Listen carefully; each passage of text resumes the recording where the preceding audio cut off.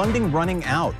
The extra money keeping 9 tsunami detection stations afloat that were set to go offline in November could again run out by early next year. We've got our political reporter, Will Courtney. He's been following this story since it broke. Will, do we know if these stations are going to go offline? Yeah, John, Augusta, UAF actually stepped in to fund those 9 tsunami detection stations until about January.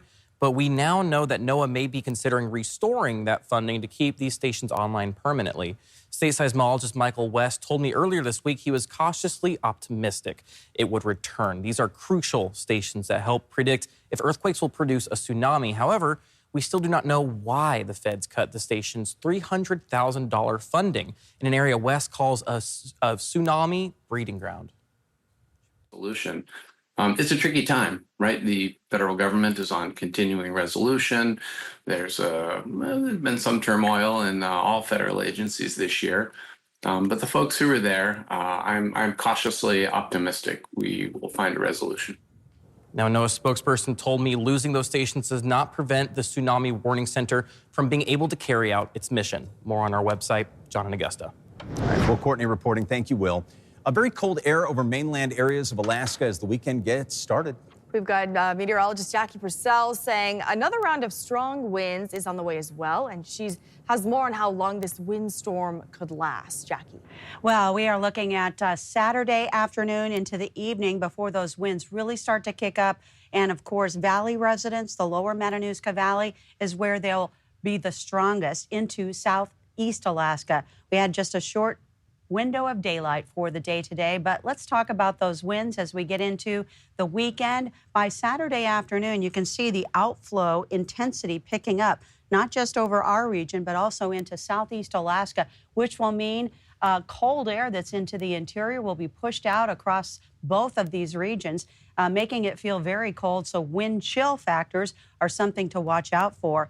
The winds out of the northeast, 25 to 40 in the valley for Palmer, Wasilla, Big Lake, but those gusts could go anywhere from 60 up to 75 miles per hour, and around Valdez, anywhere from 60 to 70 miles per hour.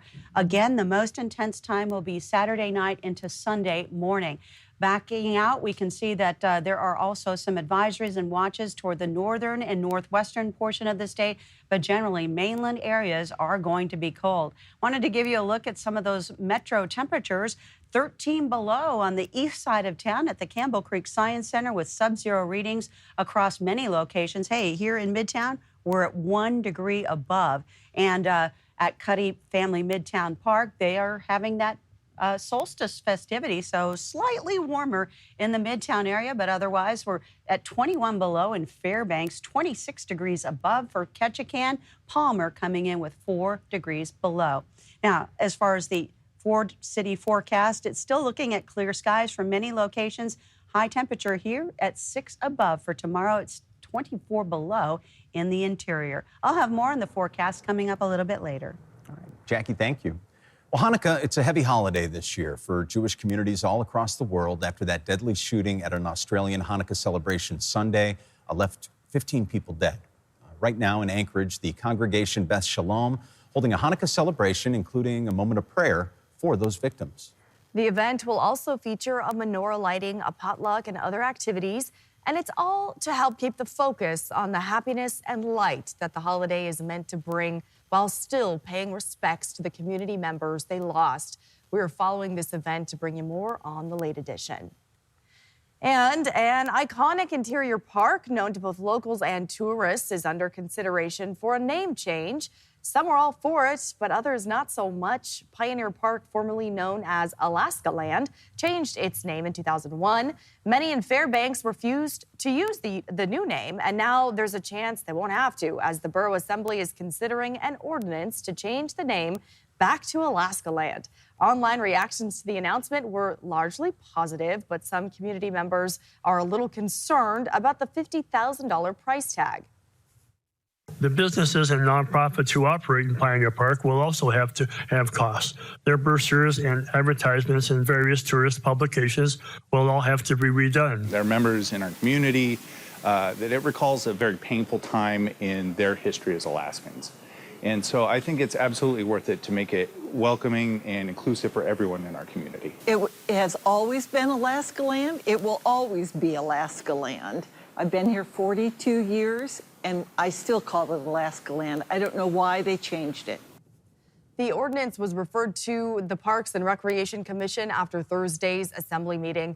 Parks and Rec is expected to consider the name change again during its March meeting. The countdown is on. Can you believe it? Christmas less than a week away. And our Lauren Maxwell visited the reindeer farm outside of Palmer today to see how they're getting ready. This farm in the Butte, come on, boys, is home to about 100 reindeer. What's the food, girl? It's a place families love to visit. Oh, look at it. Especially at the holidays. Oh, wow. What does it feel like? That feels wrong. A chance to get close to what some say are their favorite Arctic animals. Because they're so cute, and when they get scared, they don't always bite and stuff. They don't trample you like regular moose. But perhaps the most important man on the farm on this minus 12-degree day is none other than Santa himself. I came down from the Arctic North, and I gotta tell you, this is kind of balmy. I'm loving it. You see, Santa has his regular team of reindeer. Can you name them for me? Yes, you bet. Dasher, Dancer, Donner, Blitzen, Comet, Cupid. Oh, hang on. Prancer. That's who I was ringing about, Prancer. Santa's old. It's okay. The farm is where he finds the runners-up. Somebody falls out at the last minute, sprains an ankle, pulls a hemi. I got the backup squad here that I can always come and pick right off the reindeer farm. Not all deer are good candidates. This poor guy lost his antlers, so he's out. That's a no-go. That's, nope, we can't do it. Got to have a full rack. Sorry, try again next year. But there's plenty who could make the grade. We find a good set of antlers makes them aerodynamic, keeps us on track, and of course they've got to be good jumpers and runners. That's always important. Hey, buddy. No doubt Santa will find exactly what he needs as he gears up for the big night ahead. He left us with a parting thought. I want everyone to have a Merry Christmas and to spread as much goodwill and cheer as they can. It's the best time of year. Lauren Maxwell, Alaska's news source. Beautiful. Best time of year. Very Spread the sweet. love. Spread the Yes. cheer. All right, sticking with that holiday theme tonight is Nights of Lights. It's a little bit different than previous weeks. This house pulling inspiration from their four-legged wiener dog friends. Are you ready? All right, let's bring it over to Danny Tompkins. She is live at the home of that the owners call Wiener Wonderland. Danny. Hi, John. Hi, Augusta. Yep, this house is bringing holiday cheer in the form of hot dogs, which you wouldn't expect necessarily. But I'm here at Wienerland.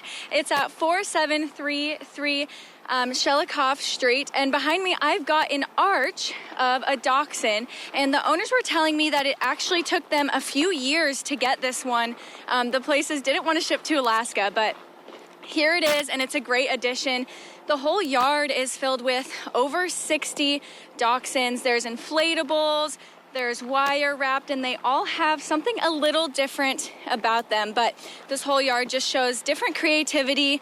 They've had a little struggles with the wind, so some are tied down with bricks, but the wind has died down, and so all of these are back up. And over here, I have a 10-year decoration that they started with. This was one of the first ones that they started with. The owner, Kelly, says this is one of her favorites. Next year, they're hoping to get some silhouettes out. They haven't been able to find any in the Anchorage area, but they say it would be a great addition to their yard. Definitely getting those numbers up. I wonder if someday they will get to 100 dachshunds, but people come by and take pictures, and they are inspired by their own dogs. They have 2 dachshunds right now, and at one point they had up to 8 dachshunds at one point, fostering the older ones. So yeah, this week's Night of Light is a little bit different, but definitely brings some holiday fun. John, Augusta. Good All right, stuff, thank you. Danny. Thank you so much. Thanks for listening. Click subscribe so you can get the latest podcast from Alaska's news source automatically. And stay up to date with breaking news and in-depth reporting available for free 24/7 with the Alaska's news source app.